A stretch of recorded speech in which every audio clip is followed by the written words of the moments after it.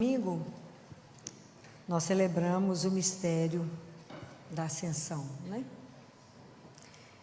Então, na verdade, se a gente acompanha, logo depois da ressurreição, Jesus ficou ainda se manifestando aos discípulos, aparecendo, ensinando, orientando, durante 40 dias.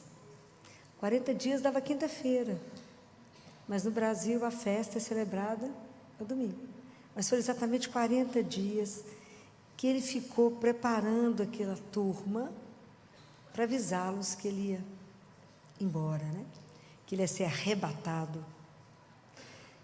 E quando Jesus se despede deles, se vocês acompanharem o Evangelho de João, você vai ver que o discurso de despedida dele é longo, né?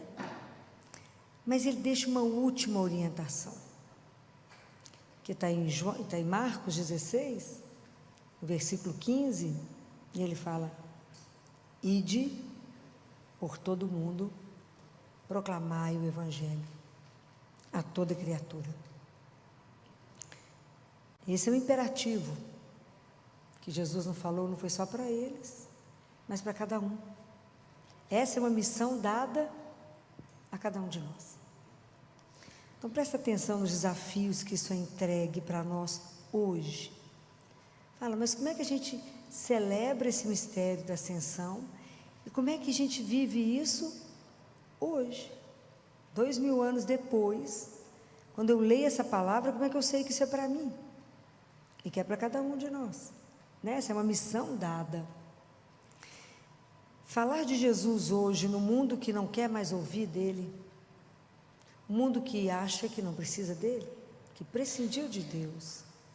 Só vocês pararem e avaliar na família de vocês, no trabalho de vocês, o quanto é difícil a gente falar de Deus, o quanto que isso é um desafio para nós hoje cristãos, poder falar dele, poder falar com eles aquilo que está nos Atos dos Apóstolos, no capítulo... primeiro capítulo, né?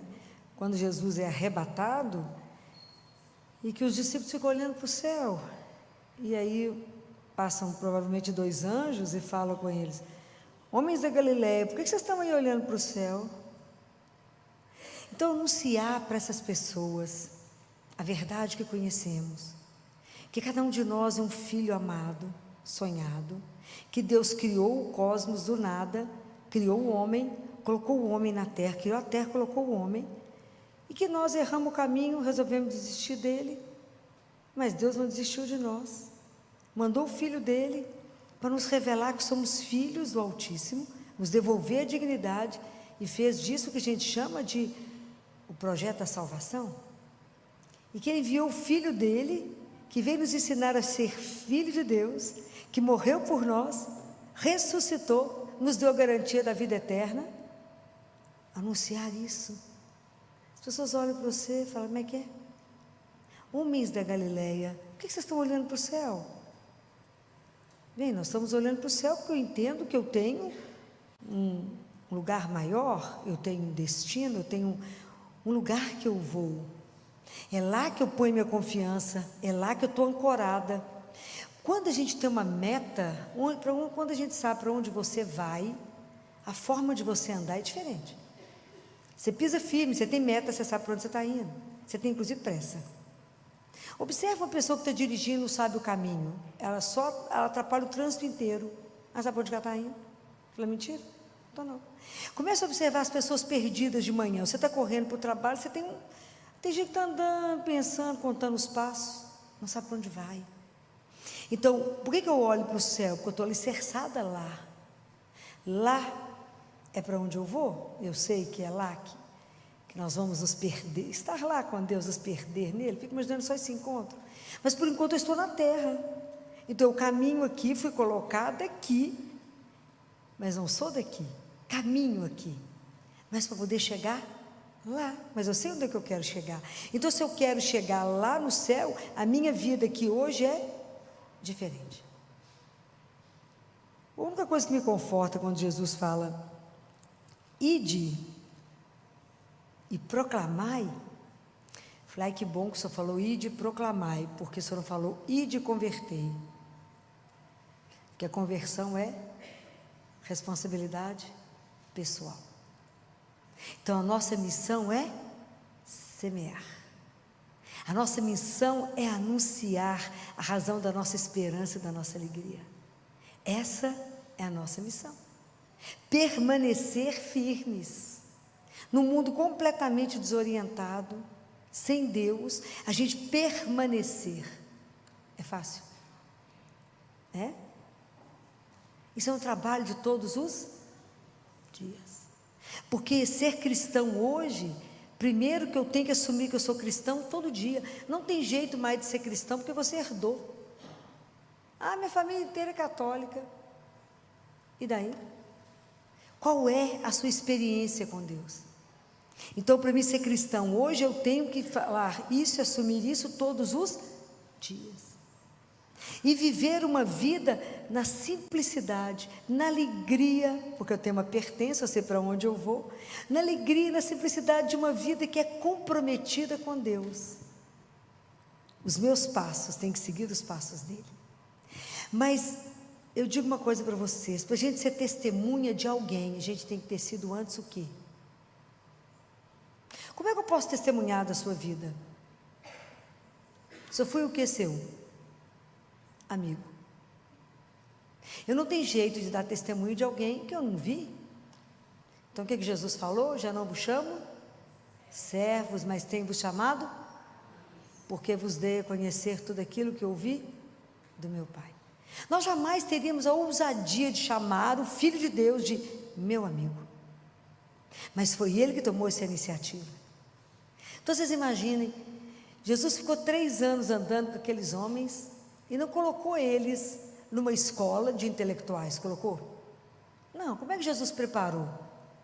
Conversando, numa intimidade, contando parábolas. E tão bonitinho que quando ele contava parábola para a multidão, ele chegava em casa e falava coisas assim, o que vocês entenderam? Claro que nada. Bem, o que o senhor queria dizer aqui? Aí ele explicava.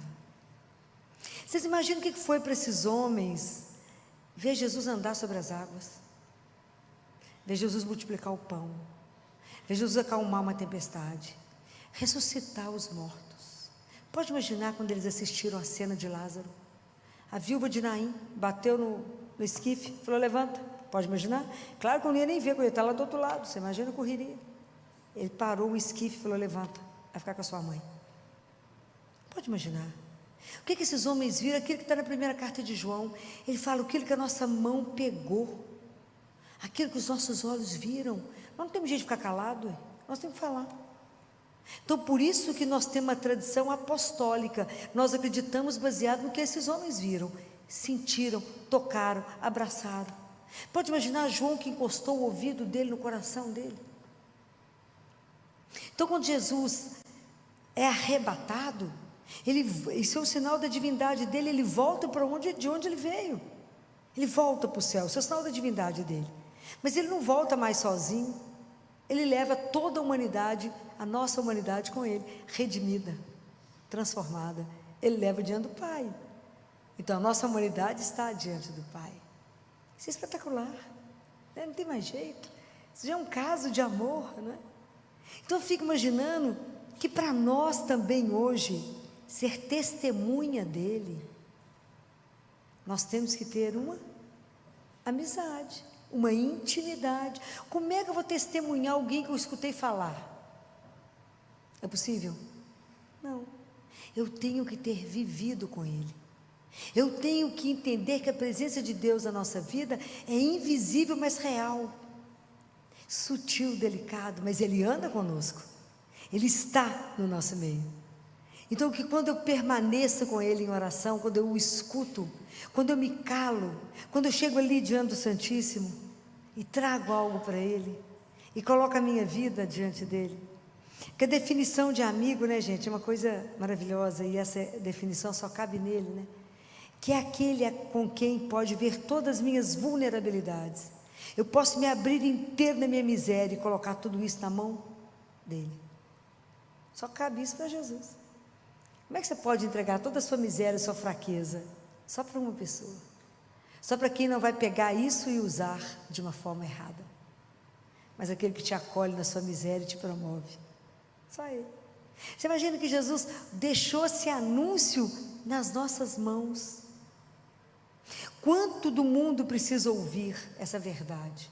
Semana passada eu falava para vocês, a igreja tem uma dívida. Todo mundo tem que saber que é um filho amado. Todo mundo tem que saber que Deus te ama. Você pode não saber o que fazer com isso e não ligar para isso, mas você nunca poderá dizer que não ouviu isso na sua vida. Então todo mundo tem que saber dessa verdade.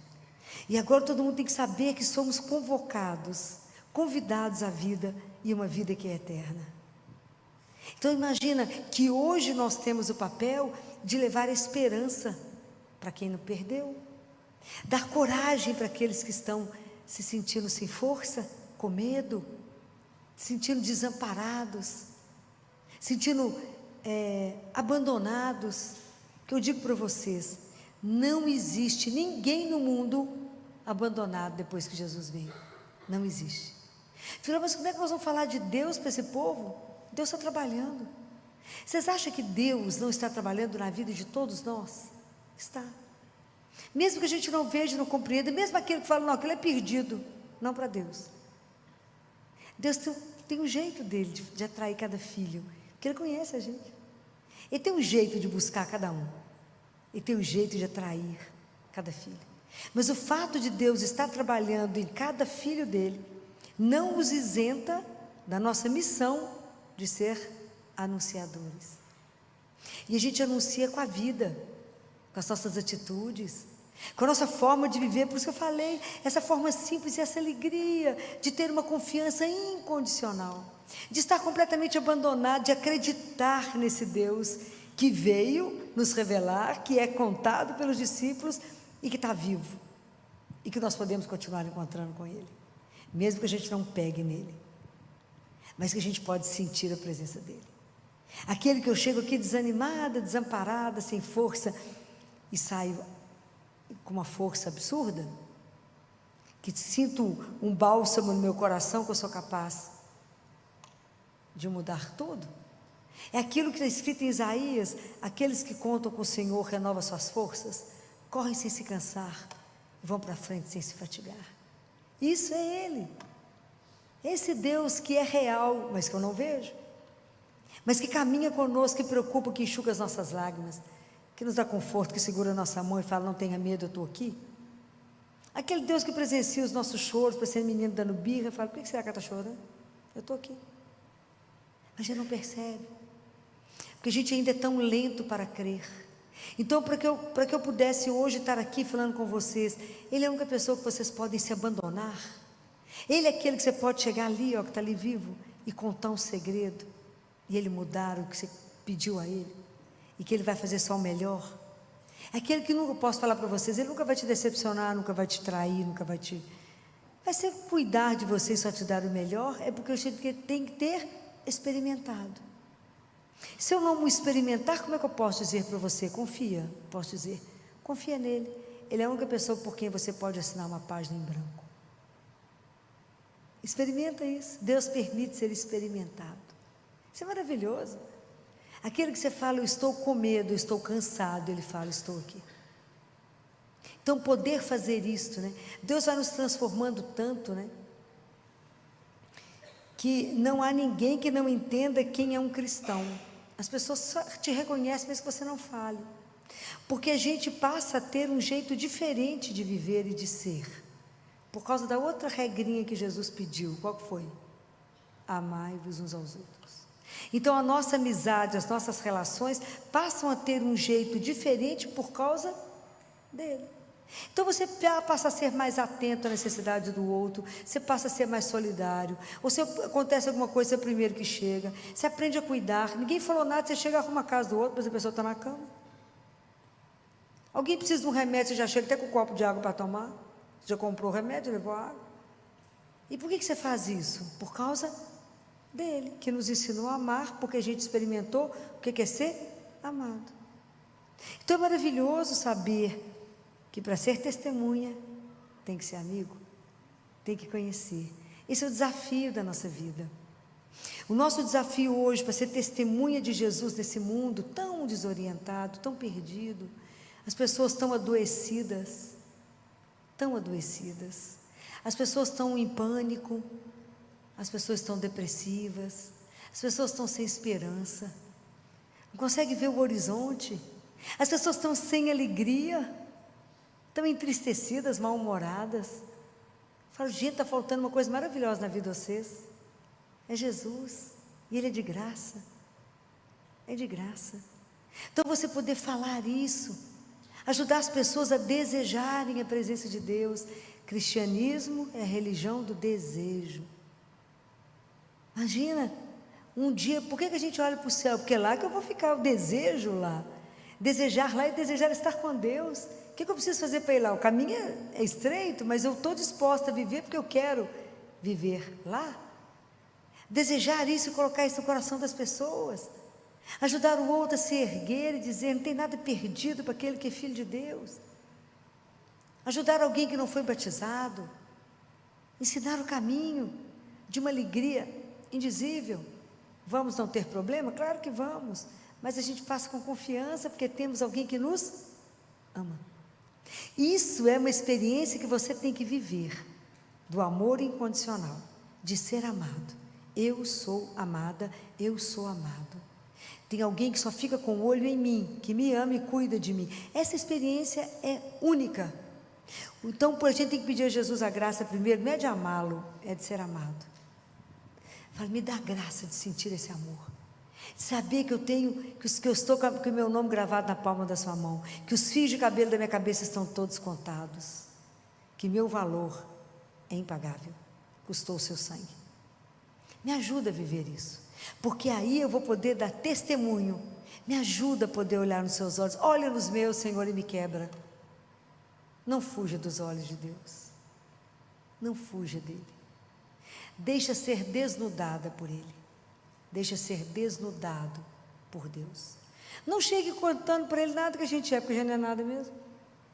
Chega lá e fala com ele, eu vim, esse tanto de nada veio te ver, não sou capaz de nada, mas preciso fazer um tanto de coisa, então vim cá pedir ajuda a quem pode. Então aprender que tudo a gente divide com ele, tudo a gente fala com ele, tudo pede permissão para ele, porque ele está vivo. Não tente andar sozinho pelas suas próprias pernas, aprende a andar no pé dele. Isso é espetacular, andar sobre os pés de Jesus, é espetacular isso. Quando eu fiz mestrado na Universidade Federal, eu corria mais do que qualquer coisa pode correr nesse mundo, porque eu tinha hospital, tinha consultório, no meio do consultório tinha aula na universidade, eu tinha que parar o consultório, voar na universidade e voltar para o consultório, era uma coisa surreal. Eu só dei conta que o mestrado foi feito com ele, porque senão eu tinha dado conta do mestrado, de jeito nenhum, mas, inclusive fiz em 1 ano e meio, que é 2 anos, eu fiz em 1 ano e meio, claro que pela velocidade dele, não da minha. Então, quando eu tinha que correr do meu consultório, que era na Padre Rolim, até na Universidade Federal, que é ali, ali do lado do Hospital das Clínicas, eu falava com Jesus, nós temos tantos minutos para chegar. Como o senhor tem perna comprida, andou naquela Galiléia inteira, uai, eu tenho umas pernas compridas, então nós dois vamos correr, eu vou subir no seu pé, e nós vamos voar até a universidade, porque é mais rápido ir a pé do que de carro. Eu ria tanto quando eu chegava na faculdade, o professor não tinha chegado ainda, o pessoal, filho, mas você é tão feliz, você ri tanto. Se eu contasse o que eu estava fazendo, o pessoal me chamava de louco, acabava de me internar, porque é o lugar que tem mais louco por metro quadrado entre Santa Casa e o Hospital das Clínicas, é só para dar uma passadinha lá, né? Ia ser só mais uma louca, né? Eu entrava rindo, falava, nossa, você arrasou demais. Eu andava ventada para poder chegar lá e voltar, porque o tempo era sempre muito contado, né? Sempre muito contado, mas são experiências que você vive, que é impressionante, a agilidade que você falava, não, mas você hoje arrasou para mais, mas é saber que você passa por experiências de um Deus que te escuta, que caminha, e que participar de um mestrado vai fazer parte do currículo dele, porque a presença dele fez a total diferença. Então eu fico lembrando do dia que a gente tinha um trabalho terrível de estatística para fazer, e era um trabalho em grupo, e as meninas foram lá para casa depois da aula, e aí tinha que achar, nós começamos a estudar, eu falei, peraí, antes da gente começar a preparar esse trabalho, nós vamos rezar. Imagina a cara do povo me olhando. Rezar, nós vamos chamar o Espírito Santo, porque esse trem é chato demais, difícil demais, o tempo é curto. O tempo é curto, tem que resolver isso agora, tem que apresentar amanhã aquela luta. E eu rezei e fiz elas rezarem. E o livro que tinha para consultar era uma coisa tão impressionante. Pergunta número 1, tá aqui as contas, vamos resolver isso. Abri e falei, gente, essa aqui é a resposta. E falou, tem uma coisa errada com você. Falei, comigo não, com quem nos acompanha, né, gente? Fizemos o trabalho em tão pouco tempo, eu falei, tem um mistério, né? Tem, nós rezamos para quem? Para o Espírito Santo de Deus. Então, despertar nas pessoas essa parceria de um Deus todo-poderoso que vem participar da nossa miséria de vida, que vem acompanhar essa nossa rotina, que para Ele é, como dizer, essas bagatelas, mas Ele entra, Ele participa. Tem que colocar no outro e falar, isso é possível, porque o nosso Deus veio para nos buscar, subiu, mas ficou, porque ficou com dó da gente ficar sozinho, e ficou. Então é possível conversar com Ele. Ele te escuta, porque Ele te ama. Então isso é uma das coisas que nós hoje nós que já experimentamos Jesus, que temos a graça de já ter sido tocado por Ele, nós temos que ajudar aqueles que ainda não conseguiram perceber isso, que ainda levam uma religião pesada, aqueles que têm medo de Deus. Vocês imaginam, nós temos que trazer para as pessoas uma boa notícia, essa notícia que traz luz, que traz esperança, que enche o nosso coração de amor e de alegria, poder dizer esse nome tão doce que se chama Jesus. Então poder anunciar isso, poder falar aquilo que mudou a minha história, se chama Jesus de Nazaré. Ele é a razão de eu levantar, Ele é a razão com que eu corro, Ele é a razão de eu viver, Ele é a razão porque eu quero ser melhor, Ele é a razão que eu procuro meus irmãos de rua, Ele é a razão para tudo que eu faço, por causa dele, porque Ele é real. Então o que me move, o que me transforma é Ele. Ele que falou, não, minha filha, tem um jeito melhor de viver nessa vida, eu vou te mostrar o jeito de ser cristão. Eu vou te mostrar esse jeito. É a presença dele, é a companhia dele que nos transforma. É pedir a Ele em cada Eucaristia, Jesus, tira aquilo que não presta. Eu já falava com ele, eu vou te dar de novo, né, a escritura desse terreno baldio, o senhor pode fazer a construção do que o senhor quiser. A escritura está na sua mão, constrói o que o senhor quiser, porque esse terreno te pertence. O senhor não tem que dar mais satisfação, o senhor pode fazer a obra que o senhor quiser. Não ter medo, ter essa confiança incondicional. Mas deu tudo errado, aparentemente. Por quê? Porque ele ainda não deu a última palavra.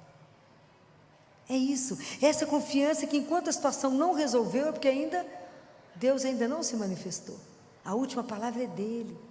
Então não permitir que nada te derrube, nada te deprima, nada te entristeça. Por quê? Porque a gente tem um Deus vivo, que essa alegria não é nossa, é a certeza dele. Isso é espetacular, mas para mim fazer isso, nós temos que permanecer na fé, na oração, nos sacramentos, e ser testemunhas dessa esperança, e não deixar ninguém desanimar, não deixar ninguém à margem. Busca seus amigos, os inimigos também, a gente nem pode ter inimigo, Jesus falou que não pode ter. Busca cada um, e aprenda a trabalhar e a rezar, e pedir a Ele, santifique meu trabalho, para que meu trabalho possa ser glorificado o teu santo nome. Trabalhe através de mim, faça através de mim, me ajuda a aliviar. A gente que trabalha na área da saúde, fala, Jesus, me ajuda a tirar a dor, me ajuda a aliviar, me ajuda. Não tenha medo de dizer em quem você crê, não tenha vergonha do nome dele, anuncie, mesmo que o mundo ache que você está atrasada, retrógrada, não tenha medo. Você imagina quando as pessoas escutam que eu vou à missa todo dia, o povo arregala o olho e fala, você está com algum problema? Eu falo, vários. Mas você precisa ir à missa todo dia? Eu falo, você precisa comer todo dia?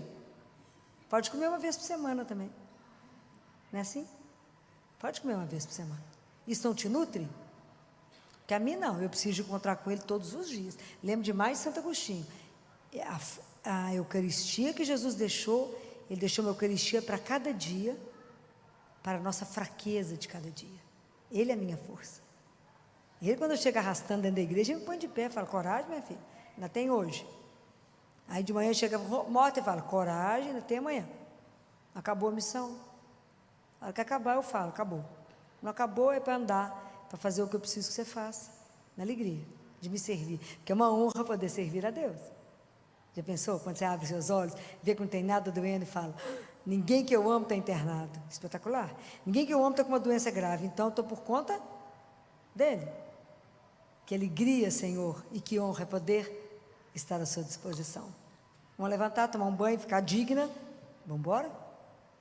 Aonde, lembrem sempre dessa frase, o que o Senhor quer que eu faça contigo e o que o Senhor quer que eu faça por ti. E assim rege o dia.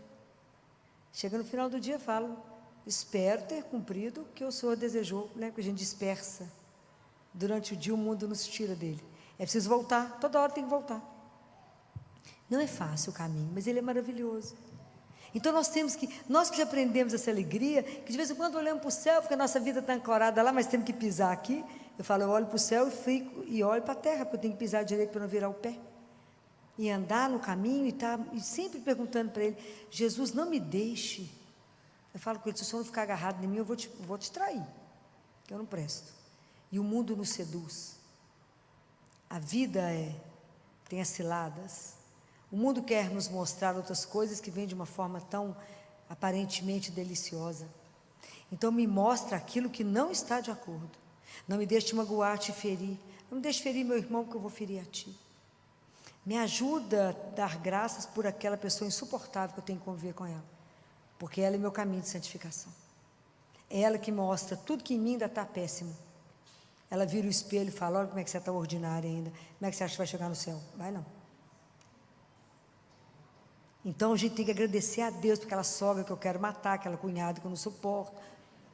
É assim, que as queixas que eu escuto lá no consultório. Então fala, obrigado Senhor, porque eu caí justamente na mão da sogra que vai me dar o céu. Porque eu vou ter que ser tão melhor, que é assim. Então nunca pensar que a gente está pronto para nada. Mas que é o amor de Deus que vai nos lapidando, para que a gente possa chegar um dia onde a gente foi destinado. Nós não temos dimensão do que Deus tem reservado para nós que o amamos. Nós não temos ideia que a vida, além de tudo, ainda é eterna. Que nós vamos reencontrar com todos aqueles a quem a gente ama, que já está lá nos precedendo. E que um dia vamos estar juntos. Imagina, nós vamos ter mais tempo para poder ir embora. Tanto que nós vamos conversar. Imagina, isso vai ser um escândalo. E é eterno. Nós temos que ter essa outra postura diante do sofrimento, da morte. Nós temos que ajudar as pessoas que ainda não dão conta. Falar, tem um reencontro marcado. Por quê? Porque Jesus disse que todo aquele que vive e crê nele nunca morrerá. Você crê nisso? Coragem, vou mandar. Tem um dia ainda que nós vamos estar juntos. E não vai ter lágrima, não vai ter dor, não vai ter sofrimento, não tem separação. Por quê? Porque ele prometeu. E Deus não brinca. É eterno. Nossa vida é eterna, só que a gente não tem dimensão disso. Por isso aqui a gente luta para chegar lá. Atento a tudo. E se ele falou, ide e proclamai o Evangelho. Então a primeira coisa que eu preciso é conhecer a palavra de Deus. Para que na hora certa eu possa empregar a palavra e falar, ele falou isso. É assim. Como é que vocês vão proclamar? E todas as vezes que o padre for ler o Evangelho, para um minutinho e fala, Espírito Santo de Deus, abra meu ouvido, aqui do coração, e faça com que essa palavra caia e me transforme. Se ela não gerar vida em mim, não adiantou ler a palavra. Ela tem que gerar vida, eu tenho que viver isso que eu estou escutando. Me ajuda. Sem a ação do Espírito Santo, nós fazemos o quê? Nada, escuta, fala bonito que ele falou para o povo. Mas ele falou para mim hoje. Compreendem? Essa palavra de Deus tem que me transformar. Vocês têm que sair daqui pensando, ide e proclamai. Com a vida, com a palavra, com o meu olhar, com o meu amor. E que se alguém te perguntar, por que você faz isso? Você fala, por causa de Jesus. Uma vez um pai me perguntou, isso lá no Hospital da Baleia. Tem dia aquela criançada lá do Taquaril, aquela pobreza infinita. Né? E um dia um pai falou comigo assim, doutor, eu queria fazer uma pergunta para a senhora. Eu falei, pode perguntar. Por que a senhora é boa? Eu falei, eu sou boa não, boa é Deus, nosso pai. Mas tem uma coisa diferente, porque Jesus falou que a gente tem que cuidar uns dos outros. Se eu não estiver prestando para isso, tem que ir embora. Se eu levantar de manhã e não puder fazer o bem na vida de alguém, estou servindo para nada. Mas se o Senhor conseguiu ver isso, Então, se a nossa vida pode dar graças ao Pai, é para glorificar o Pai, não a mim, a Ele. Que bom! Então, hoje, só reza por mim e pelo Senhor. Que bom que o Senhor viu. Não é para isso, mas se foi percebido. Porque o amor remete a Deus. Então, muitas vezes você não precisa falar, muitas vezes você precisa agir, cuidar. Isso tudo é dele. Quem nos ensinou isso? Ele. Então, vamos pedir a Jesus que nos dê essas graças, que Nossa Senhora, que foi como ninguém a cuidar de todos, eu fico imaginando a atitude dela, quando ela não condenou nenhum discípulo que abandonou Jesus, quando ela permaneceu, quando tudo falava contrário. Eu penso muito nela todo sábado. Eu falo, como é que a senhora deu conta de esperar no silêncio? Qual consolação ela teve no sábado? Nenhuma. Ela enterrou ele, ela esteve com ele morto nos braços na sexta-feira, beijou as chagas dele, o enterrou, foi para casa. Você acha que ela dormiu? Tenho certeza que não. Passou o sábado esperando. Alguma coisa tinha que acontecer. Gabriel falou, o reino dele não vai ter fim, mas eu enterrei ele, como é que é isso? Ela devia ficar lembrando, São José não estava mais, os pais dela já tinham morrido, não tinha ninguém, os discípulos tinham sumido. Ela foi buscar a turma, pôr a turma para rezar. Ela esperou sozinha, em silêncio. Eu fico impressionada com essa fé, porque ela não saiu ligando para ninguém, também não tinha nem telefone para ligar para ninguém, não ligou para ninguém, não saiu chorando, não saiu reclamando, não blasfemou, não fez nada, ela esperou. Então o sábado é o sábado da espera, porque na madrugada de domingo, ele entrou lá, né, falou, mãe, eu aqui. Pode imaginar? O que é poder vê-lo outra vez? Mas já imaginou quando a gente puder encontrá-lo? Já imaginou o que é poder tocá-lo como esses apóstolos tocaram? Já imaginou a nossa emoção quando estivermos diante dele? E apresentar a nossa vida e falar, eu cumpri o que o senhor falou lá, que era para proclamar o evangelho. A gente fez mais ou menos, né, Senhor? Mas fez, falou. Então é preciso pensar que isso é real. Quando eu fico pensando lá nasquelas crianças de Fátima, quando Lúcia pergunta para Nossa Senhora, de onde a senhora veio? Ver uma mulher na beleza que ela fala, eu vim do céu. E ela vê aquela mulher de corpo e alma, ver aquela mulher, daquela beleza impressionante, e saber que estava conversando com a mãe de Deus. Isso é real, gente, isso não é história da carochinha. Nós iremos vê-los. Eles estão aqui agora, a gente não os vê, mas eles estão nos vendo. Ter essa certeza no coração, carregar essa alegria que a nossa vida não é destinada a um nada, mas nós somos destinados a uma vida que é eterna. Ele podia não ter nos convocado para a vida, mas Ele sonhou comigo. Pensa nisso. Ao que você for deitar, pensa, eu só existo porque Ele sonhou comigo. Eu só existo porque Ele me desejou. Isso vocês têm que contar para as pessoas. Aquela pessoa que está querendo morrer, que está deprimida, que está chateada, que não vê a razão na vida, fala, o sentido da vida é poder amar, é ser útil, a Deus é o irmão. Isso dá razão à vida, isso dá sentido de poder viver. Nós temos que testemunhar isso, essa esperança de que um dia vamos estar juntos. Vai mancando, meu filho, eu te seguro, vamos junto. Você tem uma asa, eu tenho a outra, nós dois juntos voamos. É assim. Mas é com a alegria dessa certeza absoluta.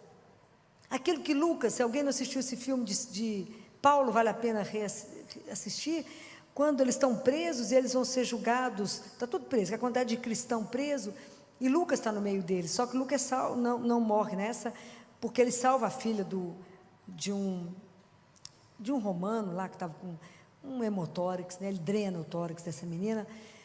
Paulo avisa que ele é médico, né, e ele salva. Mas Lucas preparando a turma para ser julgado aos leões, e fala com as crianças, e fala com o povo, não, vai ser assim, na hora vai doer um pouquinho, mas lembra, é só um minuto, porque depois nós vamos estar com Ele, nós vamos vê-lo. Imagina essa alegria, essa confiança que manteve esse povo de pé, que não tinha nem medo de ser jogado aos leões. Falaram, não vai doer um pouquinho no início, mas depois nós vamos estar com Ele para sempre. Então, quando a gente vai passando alguma coisa difícil, pensa, Deus me esqueceu? Não, Ele está aqui, me dando força para poder viver o que eu tiver que viver, porque Ele falou que eu não ia estar sozinha, que Ele ia caminhar comigo. Já falei, Ele já não precisa ver o caminho, Ele sabe. Nós temos que confiar, que nos abandonar, entregar. Mas quando vocês começarem a viver isso com força, com verdade, vocês serão capazes de ser testemunha. Porque para ser testemunha tem que ser amigo. Não existe ninguém que deseja mais a sua amizade do que Ele. A gente acha que a gente que quer ter intimidade com Deus. Deus é que quer ter intimidade conosco. A gente que acha que deseja Deus, Deus nos deseja muito mais do que a gente possa pensar. Deus fica de olho, você esperando, você dá um sinal, fala, opa, deu um sinal e chegou. Dê uma oportunidade. Deixa Deus entrar. Deixa Deus invadir sua vida, virá-la do avesso, colocar ordem naquilo que está desordenado. Deixa Deus ser o centro da sua vida. Deixa Deus ser o seu primeiro amor e ordene todos os amores a partir dele. E depois você vai poder cantar, as pessoas vão te ver cantando, falam, mas por que essa alegria de onde? De onde essa alegria? De onde é essa animação? Falo do ânima, que ânima? Deus. Experimentem isso, experimentem. Aproveite o tempo onde Deus nos permite experimentá-lo, saboreá-lo, senti-lo, tocar. Peçam a Ele essa experiência, peça a Ele a oportunidade de dormir nos braços dEle. Tem um trecho de um teólogo que eu preciso encerrar, que ele fala que a gente permanece nos braços de Deus, que Ele nunca vai nos tirar do colo, isso é de chorar, que Ele nunca vai nos tirar no colo, porque somos filhos, então Ele nos carrega, e que morrer é somente quando Ele nos muda de braço. O dia que a gente tiver confiança suficiente para isso, para nada temer, para nada deixar o nosso coração se abalar, mas para ter uma entrega tamanha e dizer, eis-nos aqui, hoje, Senhor, somos nós, as suas testemunhas, hoje somos nós, aqueles que irão anunciar teu santo nome, hoje somos nós, que queremos ser como somos, você nos convidou para essa amizade, e hoje, a hora que vocês podem cantar com a Pati, peça a Ele, fala, eu quero ser sua amiga, eu quero que o Senhor seja o meu melhor amigo, o meu maior confidente, aquele que eu posso contar tudo, porque também não tem jeito de esconder nada, Ele já sabe, mas que eu possa ter essa certeza que eu posso me abandonar, entregar e esperar, como Nossa Senhora esperou, onde ela não tinha nada, ela não sabia da ressurreição, nós sabemos, ela não sabia, o que ia acontecer, alguma coisa ia acontecer, o que ela não sabia, mas ter essa confiança incondicional. Por que nós podemos ter essa confiança incondicional? Onde que ela tem que estar baseada? Porque Deus nos ama. Essa é a confiança. Por que eu sei que Ele não vai fazer nada de errado? Por que eu sei que Ele não vai me dar nada que é ruim? Porque Ele me ama, e vocês têm que repetir isso para vocês. Porque Ele me ama, Ele vai me dar a opção certa. Porque Ele me ama, Ele vai me dar o melhor. Deus não dá o bom, Deus só tem o ótimo. Porque eu sou filha amada. Ele só tem o melhor para a minha vida, porque Ele me quer feliz. Essas coisas têm que estar guardadas em vocês. Deus só me quer feliz. Apesar de eu insistir em fazer tudo errado e ser infeliz, Ele me quer feliz, porque Ele me ama. Eu venho do amor, caminho no amor e volto para o amor, então eu tenho que viver direito no amor, porque eu tenho uma origem e tenho um fim, que não vai acabar, mas eu volto para casa, e o amor me espera de braços abertos. É essa alegria que tem que inundar a nossa alma, para que a gente possa ser testemunha dEle, e dizer, a ascensão é esse mistério, de uma vida que não vai encerrar, porque Deus nos desejou, e nos ama, louvado seja. E o que eu queria conversar com vocês, é sobre o olhar que a gente tem sobre mãe, né? Mãe é algo tão extraordinário que só pode ter sido uma invenção de Deus. Mas eu fico tão encantada com o processo que acontece para ser mãe. Porque mãe a gente não nasce sendo. a gente se torna mãe. E é tão interessante como é que a gente é seduzido, né? Porque a gente tudo começa com um sonho, né? De pequena, fala, eu vou casar, vou ter um tanto de menino. Não é assim? Tive uma menininha que teve que ser chamada, né, com 4 anos na escola, porque ela estava inibindo os menininhos, que ela chegava perto deles e falou assim, você vai casar comigo agora, porque eu quero ter muito filho, então nós temos que começar hoje. Os meninos choravam porque não queria ela ir mudando de menino, né? Porque alguém tinha que casar com ela, 4 anos de idade. Então a gente alimenta um sonho. E quando Deus suscita no nosso ouvido e fala, você quer ser co-criadora comigo? A gente não entende isso não. A gente casa, tem o sonho de entrar, de casar, de fazer a festa de casamento, vai sendo todo um processo. Aí chega um momento que a gente quer ser mãe, engravida.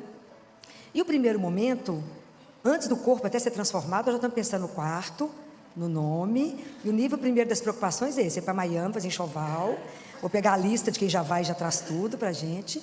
E a gente vai crescendo nisso, o corpo vai sendo transformado. E as transformações internas, elas vão acontecendo. O homem não acompanha esse processo. Esse processo é só da mulher. É impressionante. A mulher passa não só pela transformação física, mas pela transformação toda da alma. E à medida que caminha, da maturidade. Então os olhares sobre o filho vão mudando. A transformação, ela é tamanha que a ciência já provou que toda mulher que gera, durante o processo da gestação, o cérebro dela passa por uma lapidação na área da sensibilidade. Por isso que mãe não erra. Nunca vi mãe errar até hoje. Por isso que um filho não engana a mãe. Por isso que a mãe sabe o passo do filho e sabe o que aconteceu com o filho.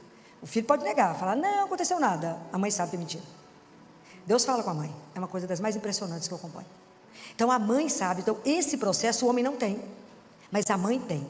A mãe sabe que está acontecendo alguma coisa com o filho. A coisa é tão diferente que as coisas a gente observa. A mãe fala assim, doutor, eu trouxe esse menino porque ele está tossindo tanto, coitado, porque ele não está conseguindo dormir. O pai fala, eu trouxe esse menino porque ele está tossindo tanto que não está me deixando dormir. É completamente diferente até as falas. É completamente diferente. Então, como é que o processo na mulher, ela vai deixando, porque depois que você tem filho, o filho vira o espelho para você e fala assim, é você, ó. E o filho começa a revelar você para você mesma. E você se descobre. E a criança, ela tem um potencial tão encantador, que a criança tira de nós, extrai de nós o que a gente tinha de melhor e não sabia. A gente passa a ser uma pessoa completamente diferente. Então, porque nos tornamos sensíveis, mulher chora por tudo. Então a gente passa a ter uma caixa d'água na cabeça, e vai à inauguração de padaria, você chora. Lançou uma nova, tudo você chora. Tudo a mãe chora, tudo ela identifica. Mas ao mesmo tempo que a mulher é isso, essa mulher se torna uma leoa, né? Ela se torna uma leoa. Ela defende aquela cria como ninguém. Você pode pegar o seu filho, ver todos os defeitos, brigar com ele, mas se alguém na rua falar aqueles mesmos defeitos, você mata. Dentro de casa você põe no lugar, mas a rua não pode falar do seu filho. Então é tão interessante o que eu vou observando, como é que a menina que sonhou um dia ser mãe, ela vai se transformando naquela que se torna a guardiã do filho. Ela dá vida pelo filho. Ela faz tudo pelo filho. Ela se consome pelo filho. Ela envelhece. Ela se dá inteiramente. E nem percebe. Porque ela passa a noite do lado do menino com febre. Quando o menino melhora a febre, ela vira outra. Então, esses dias eu estava mexendo com a mãe, que ela chegou abatida, eu olhei para o menino e falei, ele está de pneumonia, fizemos o raio-x, era pneumonia. A mãe estava morta, querendo saber onde é que estava a culpa, né? De colocar do pneumonia dentro do menino. Aí, segunda-feira, o menino voltou curado. A mãe falava tanto que ela não parava de falar no minuto. Falei, já curou, né? Sem examinar, porque do jeito que você está falando, já está arrumado, o menino só pode ter sarado. Aí a gente descobre que a gente é feliz dependente. E a mãe só consegue ser feliz se o filho está bem. Se o filho não está bem, a mãe está um caco. E claro, se sentir o primeiro culpado, porque aconteceu alguma coisa com o menino, né? Então, esse processo de se tornar mãe é algo que a gente percebe e que vocês vão tomando dimensão do tanto que vocês estão sendo transformadas em algo muito melhor. Muito melhor. A gente se torna uma pessoa tão melhor depois que você vira mãe. Depois que vira avó, a gente fica melhor dobrado, né? Então, é tão interessante acompanhar que à medida que o menino cresce, a menina que vira uma moça, que vira uma mulher, ela desabrocha como ser. É um ser diferente. A mãe é completamente diferente. Então, na questão de vigiar tudo, de olhar tudo, de dar conta de tudo, de entender o filho, ela entende que existe um outro processo dentro dela, porque depois que nasceu o menino, ela tem que entender que ela precisa de ser mulher, depois de ser mãe. Esse é um outro processo que acontece dentro das mães, que precisa ser visto com cuidado, olhado, porque senão o casamento acaba igual a abelha. Depois tem um menino, mata o zangão, fala, não preciso de você, quero só meu filho. E esse é um perigo, e nós sabemos que é um perigo.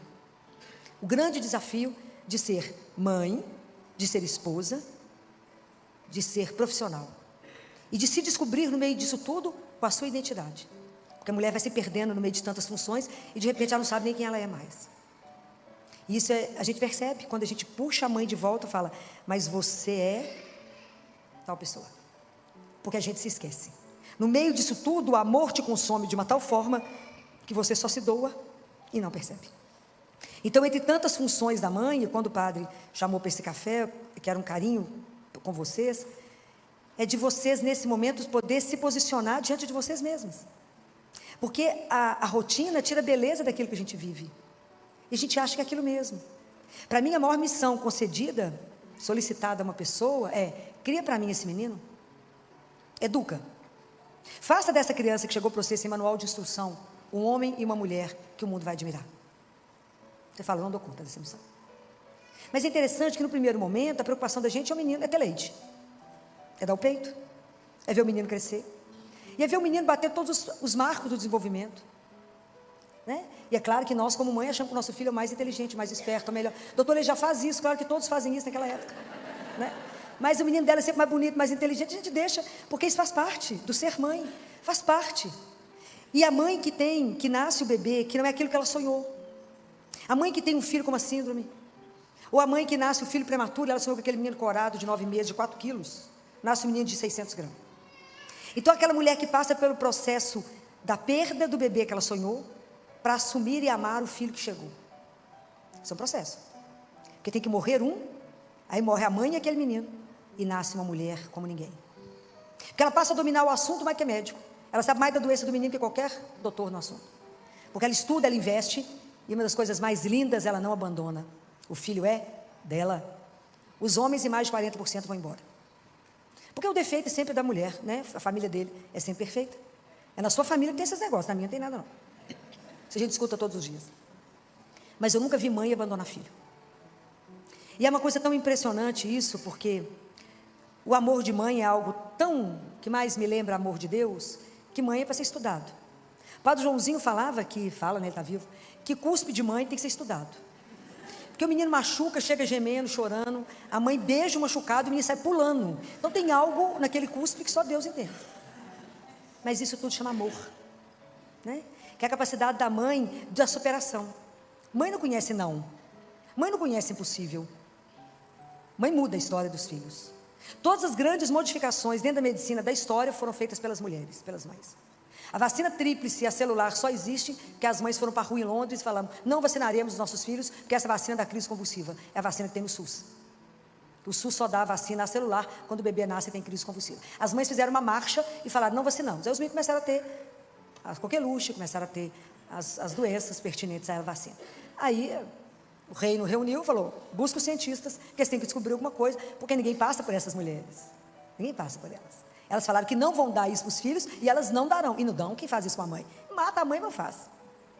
E aí foi criada a vacina tríplice celular, que hoje vocês pagam, os meninos não têm efeito colateral. Mas isso foi a marcha das mães. Poucas pessoas sabem disso, mas isso é uma realidade. Então, a grande transformação é a mãe.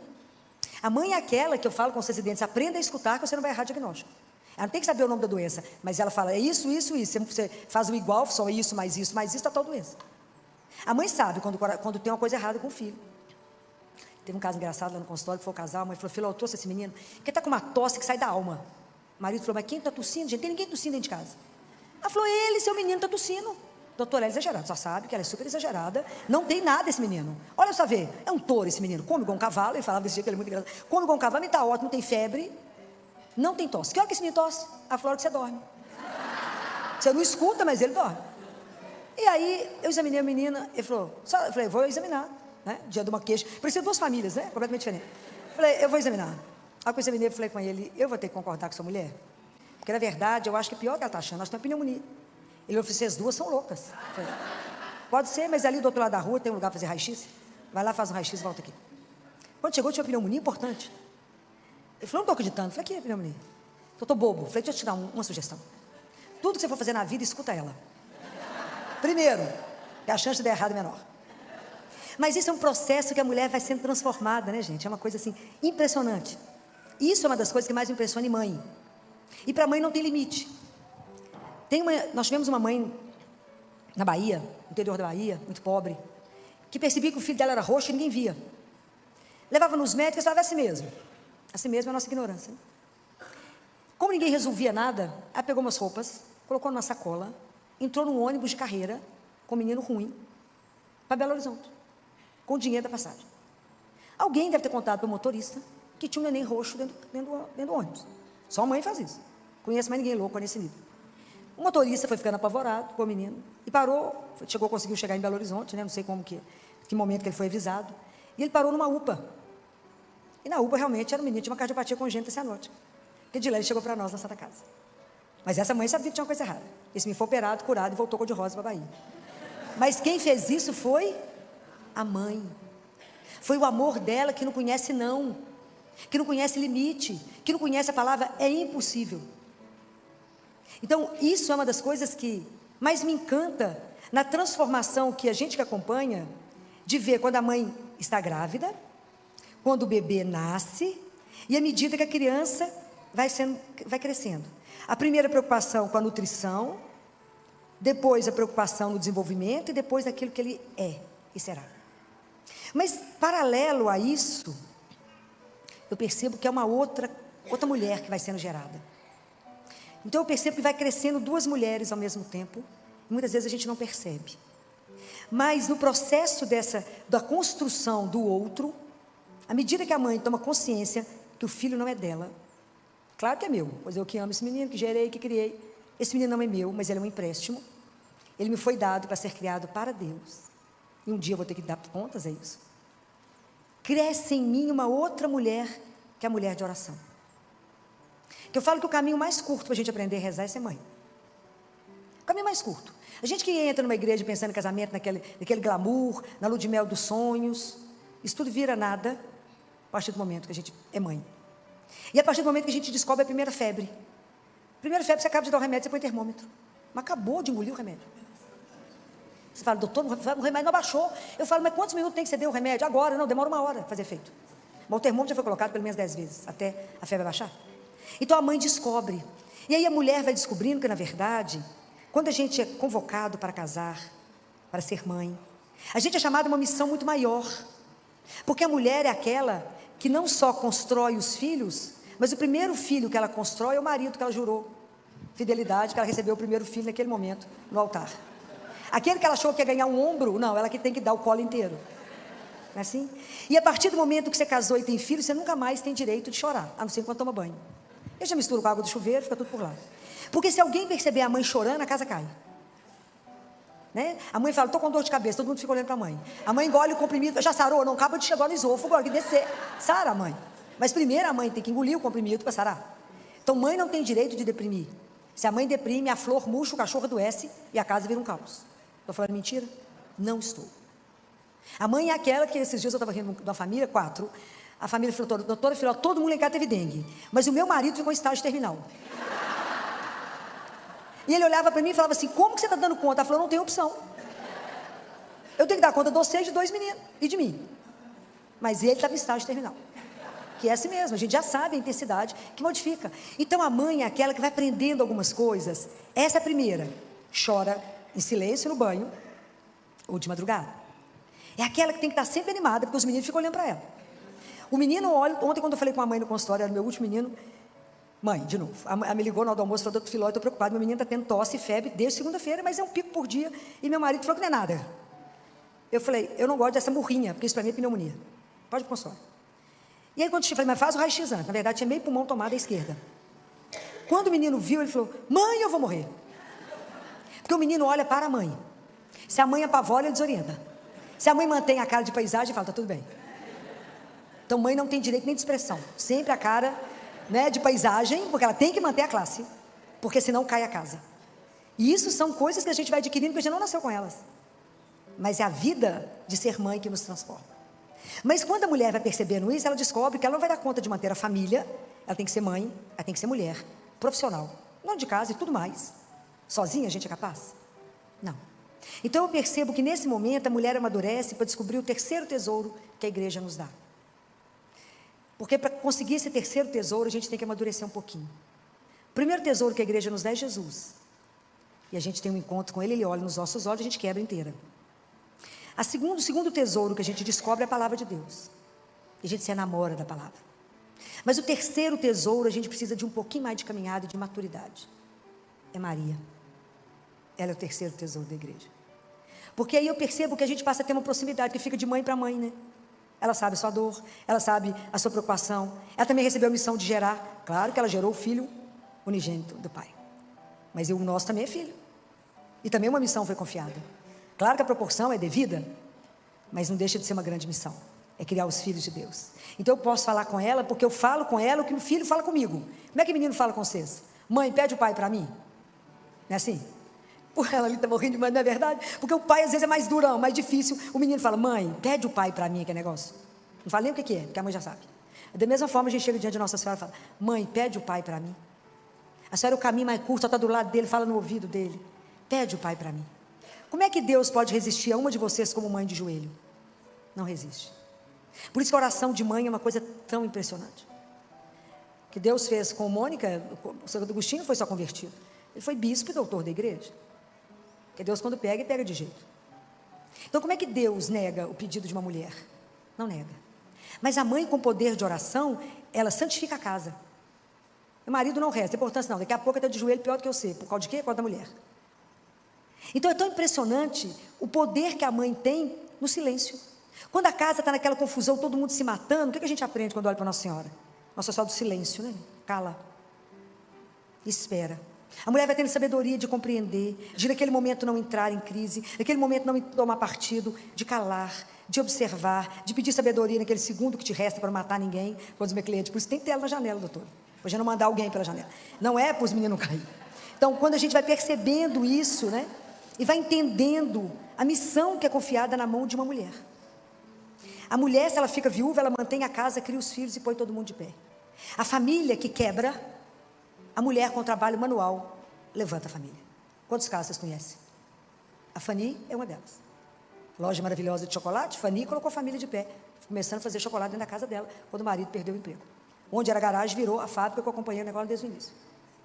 Ele nunca mais conseguiu emprego, depois trabalhou com ela e virou a fábrica que virou. Mas quem que fez? Fazendo chocolate dentro de casa. A mulher tem essa capacidade, o homem não tem. Então são tantas coisas que eu observo que a mulher, porque Nossa Senhora quando criou Jesus, ela não recebeu manual de instrução, não tiveram cartão de débito nem de crédito, nem teve legião de anjo ajudando.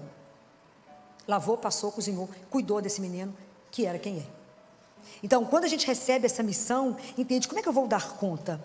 Se eu tenho 1, 2, 3 ou 4 filhos, cada um é de um jeito, os dedos da mão não são iguais. Eu não consigo educar do mesmo jeito, eu não falo com um igual eu falo com o outro. Eles são diferentes. Mas como é que a mãe dá conta de perceber o momento que é o marido que vira um filho que precisa de colo, que eu preciso pôr o marido de pé? E porque a última que a gente olha é a gente. Depois que tua casa dormiu, a mãe lembra, olha, eu existo. Né? Eu existo. Né? Eu posso pensar. Né? Eu posso descansar. Eu nem sei se ela está aqui, uma cliente minha, que um dia, de tarde, devia ser umas 8 da noite, 7 e pouco da noite, eu trabalhando, lá no consultório, eu atendi o telefonema dela, porque ela não liga fácil. Quando eu atendi o telefone, ela gritou do outro lado da linha, doutora Filó, matei meus meninos. Você imagina o susto de quem está do outro lado da linha. Eu falei, como é que é? Você fez o quê? Os meninos dela realmente, a gente fica em alerta quando eles chegam, porque eles são muito levados. Pensa em mim elevado, eles são o dobro, vocês não têm noção. E aí ela falou, o que aconteceu? Ela falou, estou tão cansada, eu entendo, estou tão cansada, que eles estão pintando tanto que eu dei melatonina para os dois na dose que eu tomo. E eles tomando banho, caiu a cabeça. Falei, foi só isso? Falei, menina, que olha. E o marido viajou e ela chorava, essa bicha, eu disparei a rica, eu falei com ela, pensa na noite de glória, é essa. Marido viajando, menino vai dormir até o dia, até lá pelas 8 da manhã. Te pega um vinho da melhor qualidade, toma um banho, vai assistir o que você quiser, ou uma música que você vai escutar. Essa noite é sua. E aproveita que é só essa, porque não vai ter outra chance, não. Você não matou os meninos, eles vão dormir e a mãe vai descansar. Né? Você imagina, depois que o pediatra recuperou o SUS, legal, né? Não é brincadeira, a mãe tem direito de respirar e falar, vou descansar, né? Porque não é brincadeira. Mãe é igual, mãe é sempre alerta, né? A coitada da mãe está sempre alerta, porque se ela cochilar, o menino faz arte. Se cochilar, alguma coisa sai errada. Mas é esse processo que eu percebo, né? Assim, mãe é uma coisa que me encanta tanto, porque eu vou vendo essas duas transformações acontecendo. A física, a emocional e a espiritual. Então a mulher, ela se torna de verdade, a mãe, uma mulher de oração, e ela coloca a família no trilho. Mas o que seu filho tem que ver na mão, na sua mão? Que o filho imita. Na verdade, Santo Agostinho via a mãe indo para o Santíssimo. Ele não ia não, mas ele via a mãe indo. O que seu filho tem que ver? Ele tem que ver o terço, tem que ver a palavra de Deus, e tem que ver que quando a situação está difícil, você está de joelho. Porque se o seu filho continuar vendo só o celular, nós vamos continuar com a cocaína do mundo, que é o celular. Então nós precisamos de acordar para o que nós estamos mostrando. Não tenha dúvida, seu filho, sua filha vai te imitar, por mais que ele ache em determinado momento que você está ultrapassada, antiquada, errada, vai repetir tudo que você fez. Pode ter certeza disso. Porque amor de mãe é uma coisa tão poderosa, de atitude de mãe, que a ausência do amor materno é a única doença psiquiátrica sem tratamento. Pensem nisso. O menino que não recebe o amor materno será doente eternamente. Na minha família eu tenho 2 modelos. Minha tia adotou 2 crianças com 1 dia de vida. O mais velho tem tratamento psiquiátrico gravíssimo até hoje. E eu lembro dele com 10 anos falando: eu quero achar minha mãe para ela poder olhar para mim e falar: por que você não me quis? Eu só quero saber por que ela não me quis. E olha que nós procuramos por essa mãe. Não medimos esforços para achá-la e nunca mais achamos. Então, como ele não tem essa resposta, os psiquiatras não dão conta dele. Ele matou minha tia. No sentido, não fisicamente, mas na tristeza, ele conseguiu matá-la. Mas faltou nele o amor de uma mulher que gerou esse menino. Eu queria saber por que você me gerou e você não me quis. Por que você não me ama? Então o amor de Deus, o amor da mãe é uma coisa tão fenomenal, que é o amor que levanta o filho doente. É o amor que recupera o filho. E é por isso que toda polícia acha o bandido, porque ele está na casa da mãe. Porque é o único amor incondicional. Mas seu filho é um bandido, mas é tão bonzinho, vocês não perceberam? Não, meu filho é ótimo. E é mesmo. Porque a mãe consegue ver aquilo que ninguém vê. É como Deus quando nos vê. A gente vê, eles falavam isso de Michelangelo, diz que ele olhava uma pedra de mármore e falava: vocês não estão vendo a estátua que está aqui? Tem um anjo aqui dentro, eu vou extrair. Mãe é assim. Ela olha para aquele filho que pode ser o mais perdido do mundo e fala: mas tem uma coisa tão boa nele, eu vou tirar. Quem que é capaz desse poder de tirar? É só o amor. O amor é a maior força do universo. E o amor de mãe não tem igual, só o de Deus. O amor de Deus, o amor de uma mãe é uma sombra do amor de Deus. É o que mais nos ajuda a lembrar do amor incondicional de Deus. Porque a única coisa que a mãe quer do filho é que ele seja feliz. É a única coisa que a mãe deseja de filho. Então, quando eu percebo essa transformação de vocês, eu fico vendo que felizes as mulheres, felizes as famílias que despertaram para essa dimensão espiritual, que tem como ajuda, como a gente passa a viver colado no manto da mãe, Maria. Porque até nesse momento que eu estou conversando com vocês, nunca existiu alguém, alguma coisa que foi pedido a ela que não foi dado. Porque o poder de intercessão dela é impressionante. E uma vez a revista Times colocou a mulher mais poderosa do universo. Não sei se vocês chegaram a ver isso. E era Maria, a mulher mais poderosa do universo. E o dia que a gente descobre que o terço transforma a sua família. A família que reza o terço nunca será igual a nenhuma família. E eu sei que hoje está na mão de vocês um desafio muito grande, porque a família é cristã. Hoje é a família que anda num barco a remo, em alto mar, cruzando com os transatlânticos. Eles querem nos afundar. Mas esse barco jamais será vencido. Porque nós temos Deus junto no barco. Jamais. Deus, quando chamou vocês para a missão, não falou que ia ser fácil. Mas Ele falou que não deixaria vocês sozinhos. Então, a ajuda a gente tem de Deus. Quando a gente descobre o poder de ajoelhar e pedir. Chega um momento que os filhos não querem que você fale de Deus com eles. Mãe, chatice esse assunto. Não creio, não é assim? Deus nem existe. Nunca insista. Não fique rebatendo. Em vez de você ficar falando de Deus com ele, convida Deus para conversar. Toma um café, um chá, um vinho, é igual de vinho. Convida ele. E fala: vamos falar daquele menino que o Senhor mandou? Daquela menina que o Senhor mandou? E me ajuda a criar para o Senhor. Me dá graça, me dá sabedoria para conseguir fazer isso. Eu, quando casei, conta para ele, eu tinha uma ilusão, eu achava que era só casar, colocar um vestido lindo, entrar na igreja e ser feliz para sempre. Era assim que as histórias das princesas acabavam. Não me contaram que tinha uma missão imensa, que eu não tinha noção dela, mas que devagar ela vai sendo revelada, que é essa missão de continuar gerando. Mãe nunca acaba de gerar. Você gerou fisicamente e colocou a criança no mundo, mas a gerar um filho espiritualmente e devolver para Deus é o trabalho de uma vida inteira. Por isso mãe é algo tão especial. Por isso que mãe não pode morrer, né? Mãe tem que ser eterna. Então eu fico de verdade tão encantada com a missão de ser mãe, com a missão que deu a cada um de vocês, e que hoje, essa manhã, possa ser para vocês um refrigério mesmo, assim, um bálsamo, para que vocês possam entender a dimensão da missão que foi entregue, mas que diante dessa dimensão maravilhosa de ser mãe, que vocês não tenham medo, abracem essa missão como ninguém, e falem, eu só vou dar conta dela, porque eu estou muito bem acompanhada. Nunca deixem de colocar tudo diante daquela que vai entender vocês, e interceder por vocês, porque homem nenhum é capaz de compreender o coração de uma mãe, mas uma mulher, uma mãe, compreende o coração da outra.